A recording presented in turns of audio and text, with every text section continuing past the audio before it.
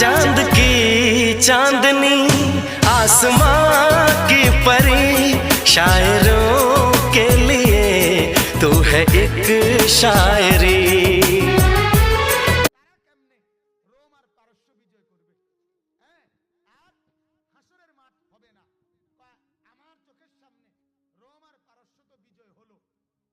মোহাম্মদ বলছিল নবীজি সাল্লাল্লাহু আলাইহি সাল্লাম এক বৃদ্ধ লোককে নবীজির জামানায় বলছিলেন যে চাচা হাসরের ময়দানে আমি আপনার হাত ধরে বলবো, মানে উনি বলতো মোহাম্মদ পরকাল হবে, হাসরের মাঠ হবে, আমার এটা বিশ্বাস হয় না।